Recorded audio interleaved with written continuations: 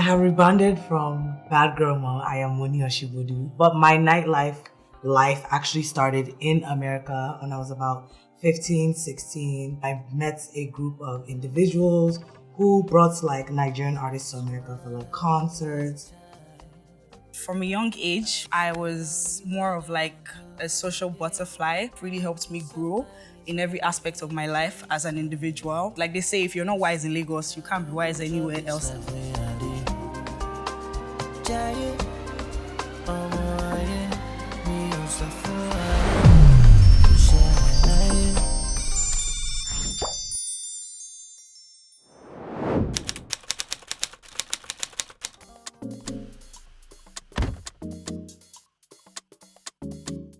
The only thing called influencing was on Twitter. Drew Baba and Wale Gafar, they were like the dons of Twitter. So I told Wale and Drew, I said, if I invite you for a party at Magodo, will you come? And you said, God forbid, the world is moving to the left. Now why would they be moving to the right? At most, Ikeja. But he said, why not? I feel try them now. All they told me to do was, his ladies' night, just bring girls forward. Every promoter, your first point of contact has to be girls.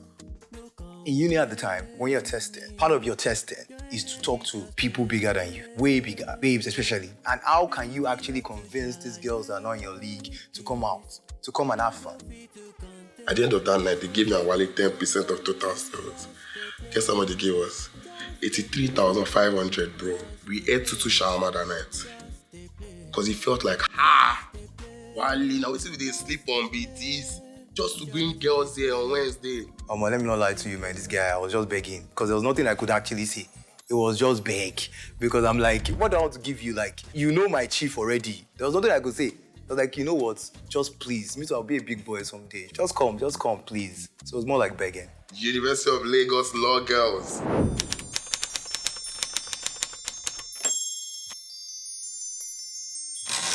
Then, I'm so sorry, I don't know about you like now. But then was the likes of them Tomi or Motineni, because they were always wearing white and black. They were on uniform.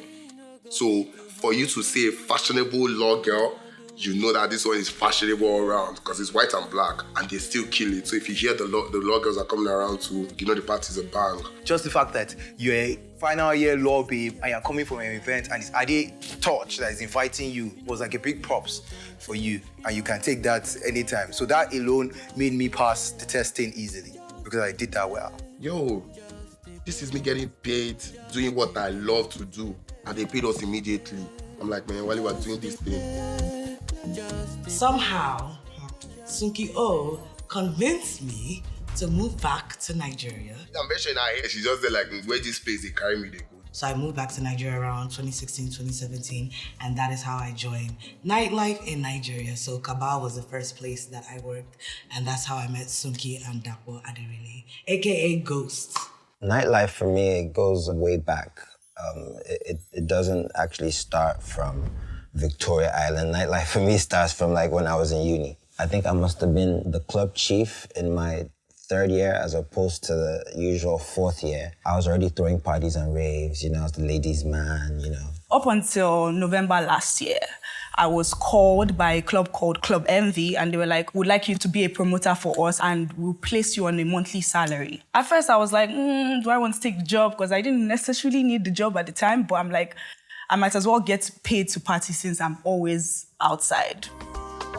I spoke to my promoter friend. His name is Don J, and he was like, no, I don't think you should go into nightlife. I was like, why? And he's like, it's not a woman's job.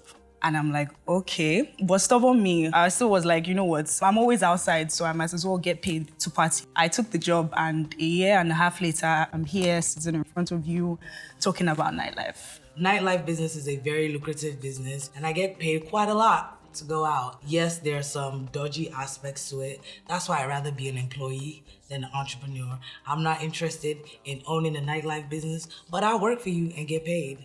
I like that better. Some people don't work with salary, but personally, I don't work any PR job without a base salary. So I get salary and commission from each brand that I choose to work with. I've always had this will for freedom. I've never really wanted to work for anyone or under anyone. I didn't mind learning under people and training under people, but then I wanted that independence. I wanted that freedom to soar, to achieve, you know, and I didn't want to be held back. There's a way you get that money. Now you start performing big, but you want to keep up now. You want to be introduced as this promoter, right? So what I used to do, we just enter bus to K2. So once you get to K2, there's a long road that leads to Magodo. So we walk the road, so one gets that junction, we can just take a look at 500. So it look like we capped from inside school. When I started out, I was trying to look for jobs. We would carry bus from Maryland to Maryland. Me, Drizzy, we would laugh for bus. There was one night, I walked from Maryland. I got to where customs was. The rain now started. Rain beats me that day. I got to the club. I had to just go somewhere. Luckily, I was wearing a singlet. So I removed my shirt to dry. I was acting like a high guy. Now, leaving Unilag and coming out to do life, I found myself in nightlife. I wasn't towing the nightlife lane at first. I was towing the talent management lane because I had a twisted idea about nightlife. To me, I thought it was just about the party, but there's a whole lot of work that happens before those 5-6 hours. That is what I fell in love with, that whole work. So nightlife is my baby right now. When I started, I won't like, there were lots of disadvantages, but then there were also advantages. I was like, okay, this is something that I can actually do. And the pay is not bad. But then eventually I got to see why my friend was like, okay, this is why it's not a woman's job really, in my opinion. But then right now, I feel like I'm in a better place and I have a very serious passion for my job. So I'm into it now. I started from school. I like entertainment a lot, like bringing artists and everything. So I remember we did one show then. We were supposed to bring Terry G to school, but he slid on us. He collected our money and he didn't come. Then we were called Empire Inc. My other crew members were like, we told you, we don't have to go this serious and stuff like that. I was into music. My name is Tizzle. After that, I decided, okay, if I don't blow in 2013, I was going to drop music and just focus on entrepreneurship because I know I could sell anything. To me, nightlife is a lifestyle. You know, I basically turned the lifestyle into money. A partner friend of mine told me like, oh, his dad was opening an hotel and he think we should just open like a club there. And he was like, can I be the manager of the club? But then I just opened this little business, a shawarma business like that. That was the first time I made my first profit, which was like 300 something K. And I was like, I'm a chairman now. You want to put me as manager? No, let's just be partners. Let's drop like 500K. It was just like a normal lounge chairs. This is even nice. It's all this, it's dad's chairs in the house. So we put it there. Then the normal stool that used to have like glass on them. The name of the club was Club The Boss in Abeokuta. It was quite popular. When we make money, we change one furniture. When we make another money, we change the chair. We change the table. We tried to buy lights. There was a hall that his dad was using upstairs for like all these weddings and the rest. And we're like, okay, we can pay you yearly for this. So we collected the hall and transformed it into a club. That was Club 52, which was the best club in Ogun State for like 8 years. I mean, managing a club is quite different from being just a promoter, you know, because I need to handle staff. When I say staff, I mean from cleaners to supervisors to, you know, all staff. They need to, all of them still have to report to me, and I manage DJs, I manage the environment, I manage the vibe. It's a whole lot of work. I tell people I believe in serving. Everybody should serve, and everybody that serves will be served. I started as a communications manager, just social media and all of that. Before you know it, I became a PR personnel at Quillox. I had a period in my life where I was at a crossroad. I needed to take a step back, you know, reanalyze life and come back. So I left. I wasn't doing anything for a while, and I came back as the brand manager. So it's been a crazy group. Bouncing then, or let's say getting. Everybody gets gated. We can get in or you get bounced. I just feel like club owner could do better. You judge people coming to your club based on appearance. I don't have any problem stepping into any club in Nigeria because I'm Chloe. But I've seen a lot of people that I know that they have money they want to spend. But you guys keep bouncing them and letting people enter because they have chains. Most of these chains are fake. Let me tell you, all those 2 chains are fake.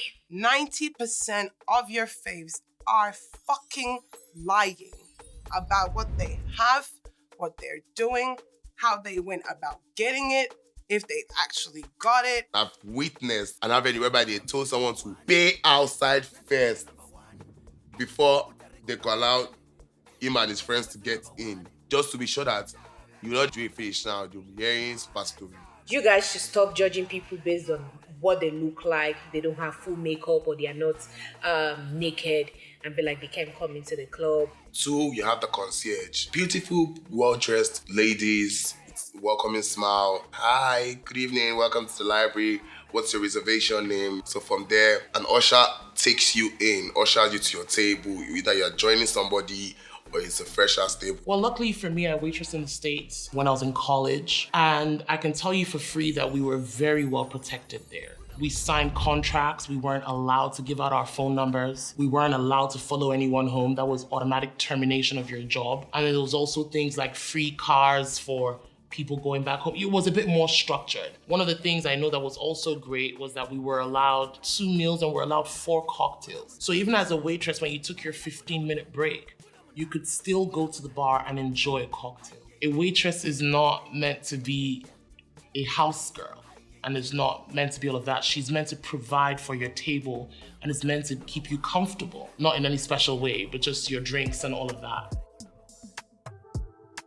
The hype man movement in nightlife is a very, very key movement because you realize that you also need someone that is like a communicator but not disrupting anything. Hype, for me, it was just fun.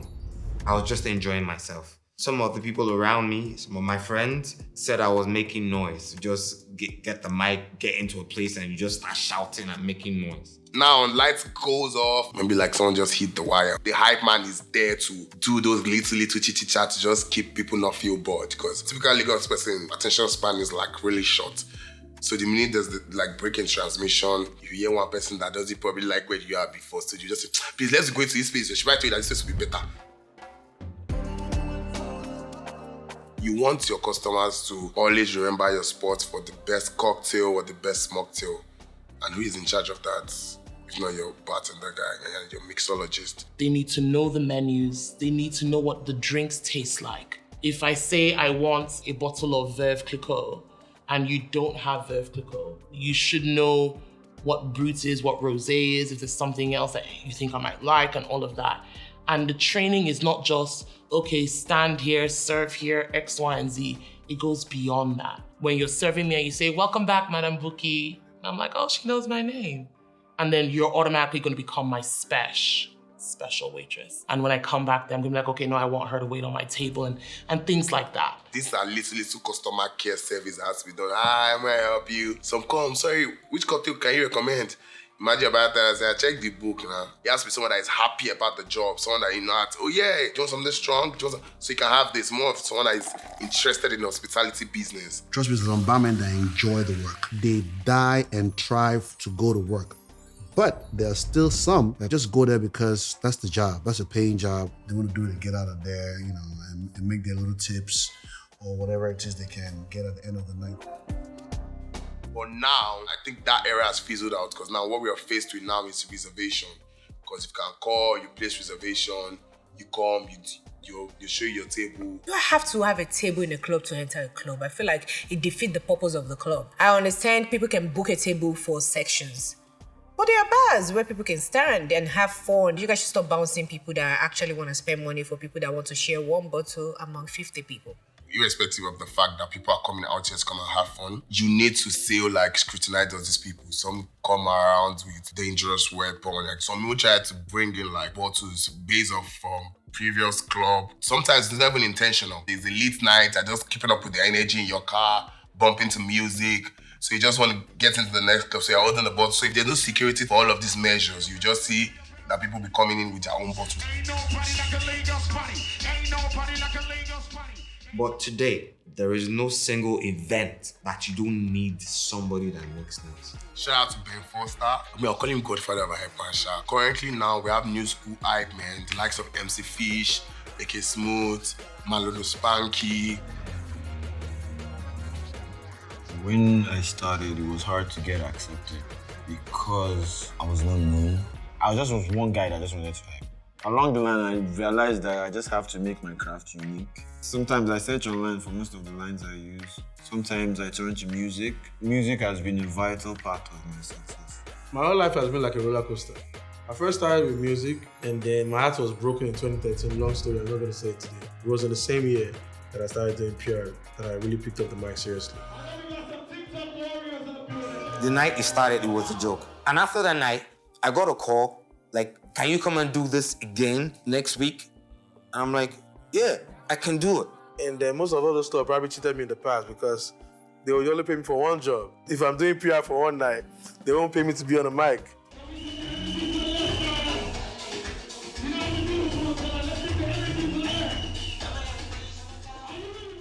My first DJ name was Smokey. I will not say I stole the name Consequence. So I was watching TV channel back in those days, and so there's this artist called Consequence. I was like, this would be cool for a DJ name. There's consequence to everything, the good and the bad. At that moment, I just changed my name to Consequence. Most DJs get so bad that they even give them copy lines. So like DJ Praise now is Seaside Finest. DJ Consequence is, what the fuck is Consequence? And so they've turned to brands on their own. I know people that want to go to certain clubs just off of the DJ that is playing that particular night. Yeah. It automatically guarantees it's a vibe. Yeah. We're gonna have a great time. When a new club is about to open, they'll tell you that if you've not booked DJ Consequence as your headliner DJ, forget it. Okay, you can't get Consequence 6-7.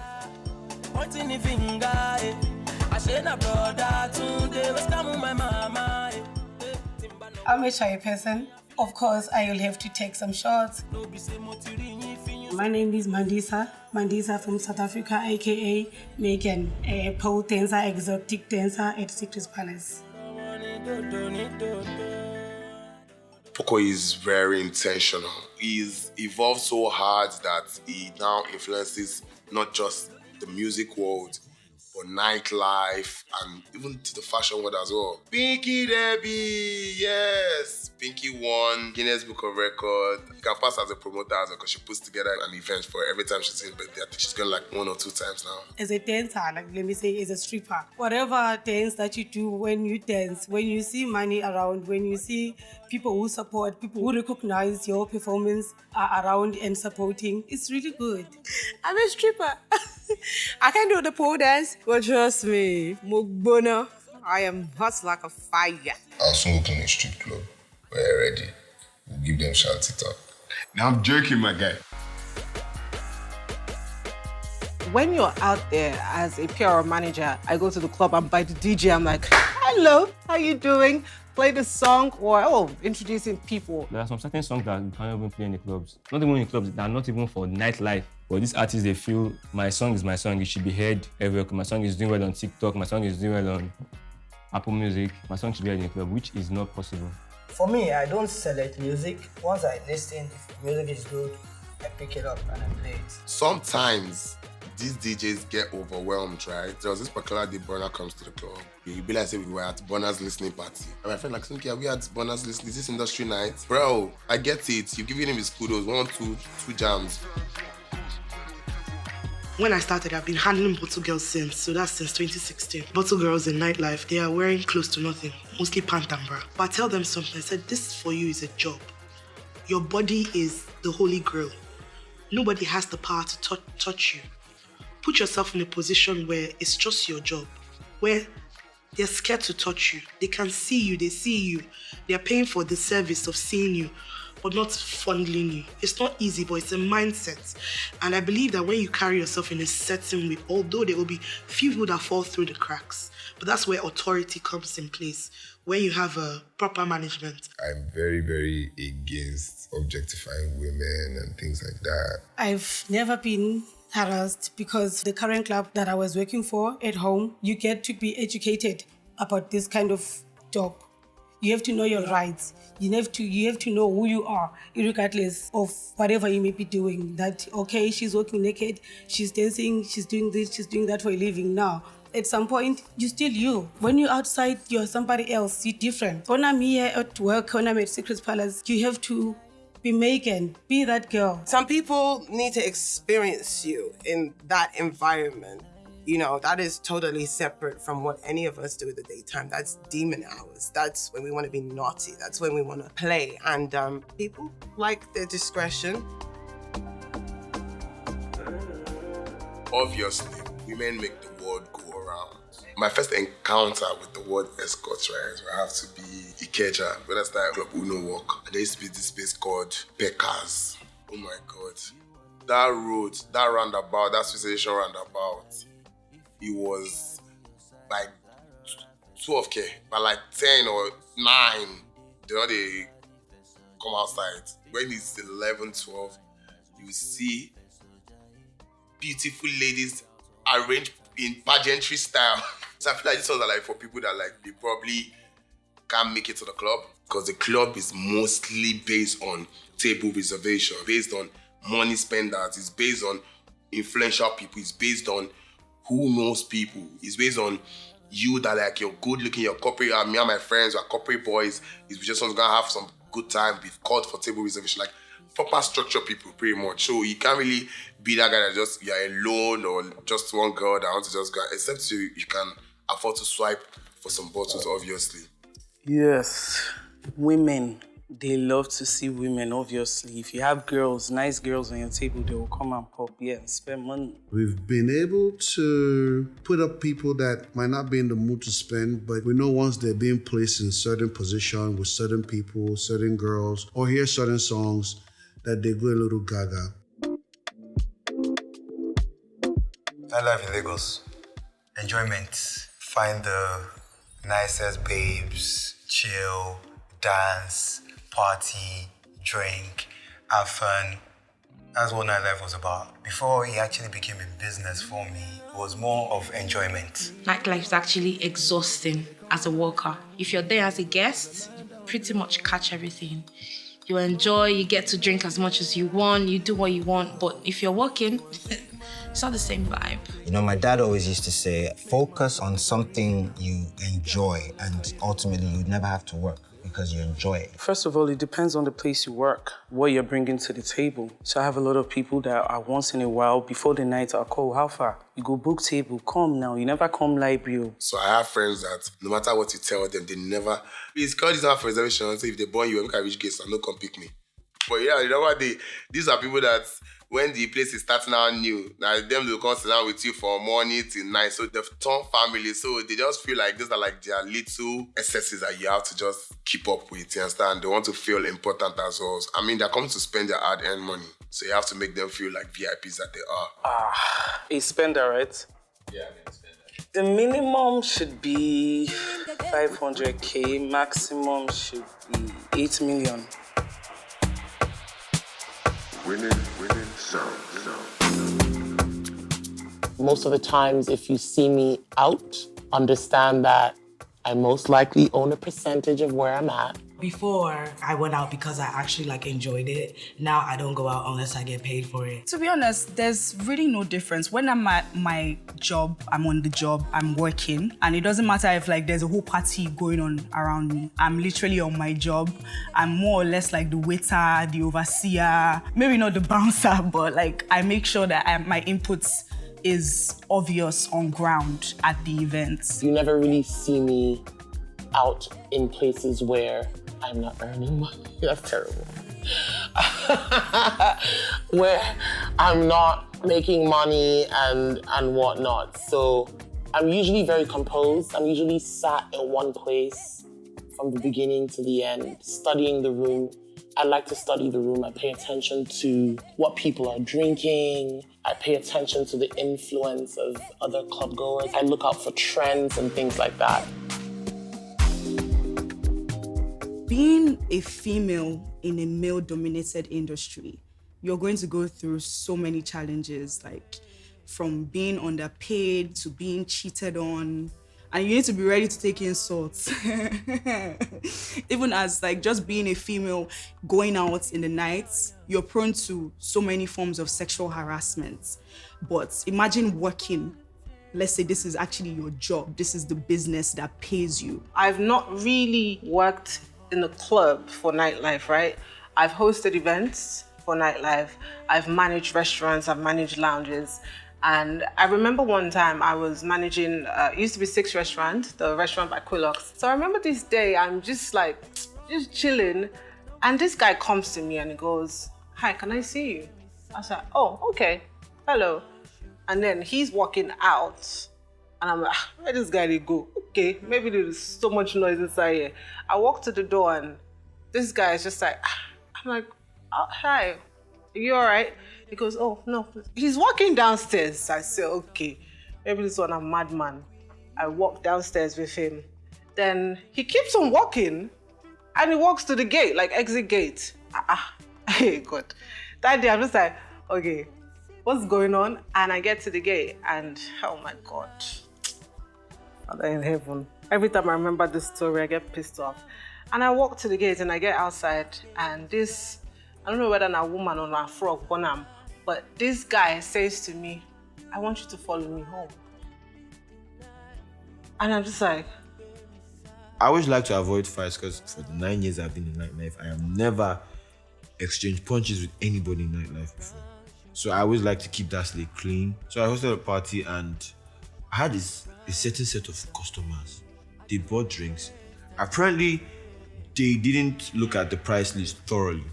So, you know the way inflation is and the economy, prices of drinks increase. All of a sudden, they say, oh, they didn't want to pay. In the midst of the whole ruckus, someone's phone fell on the floor. They said, oh, their phone cracked, they're not going to pay. At some point, they said they were even going to leave the club. I was like, no, you ain't going nowhere. You drank the drink, you will pay the money.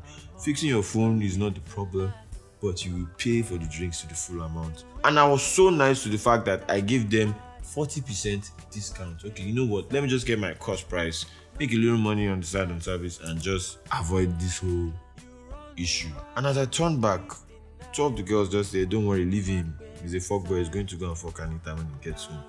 And you're owing me.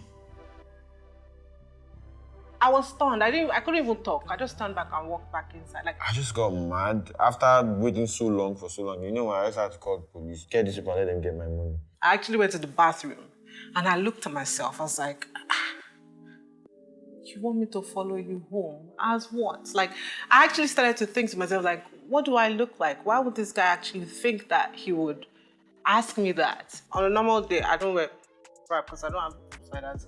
Because of him, I started to, dress proper. And I'm like, is it because of what I was wearing? Why does he think I was this approachable? But at the end of the day, you just think about it. It's not what I was wearing. It's not anything. Just people are just stupid. And they just want to try their luck. The irony of it all was, when the police came, I got my money in 5 minutes. So I got home and I'm thinking like, why did I have to just go through all of that to get my money? So it still boils down to the fact that in nightlife, especially if you're in a place where you have to be at service to people, you get disrespected. 6 out of 10 times. If I say 6, I'm even trying to make it look nice. The thing is, in business, the customers are always right, actually.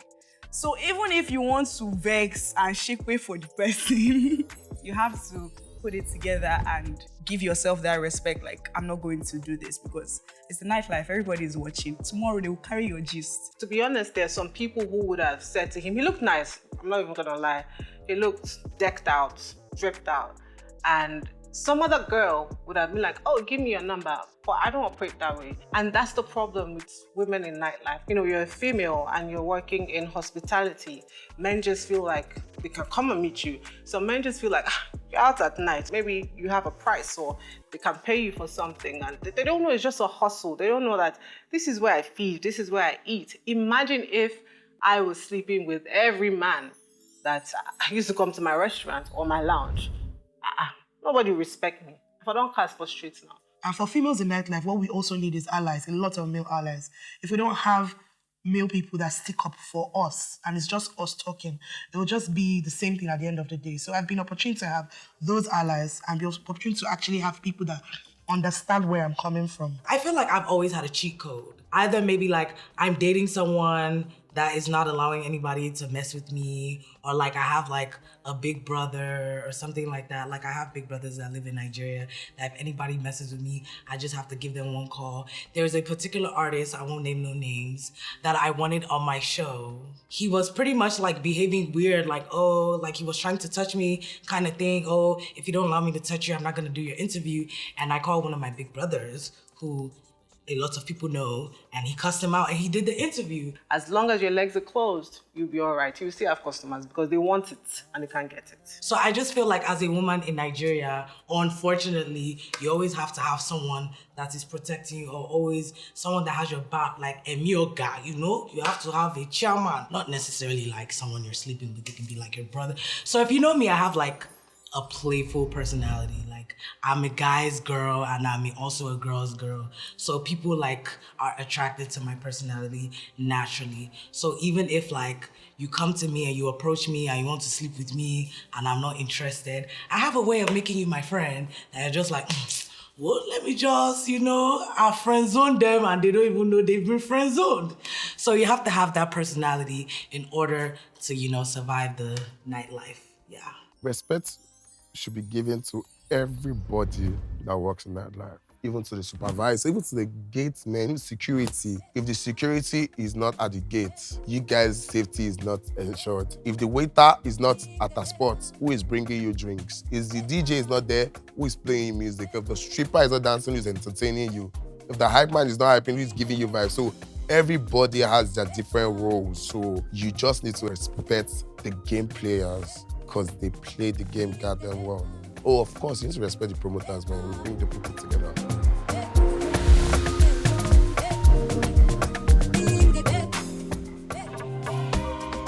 I just wanna have a good time. I just wanna leave like I'm on holiday. Peace of mind is all I'm ever chasing. Who say me I no go chop this life way I live. Giant. ọmọ ayé mi ò sọ fún ayé kò ṣẹlẹ̀ láyé.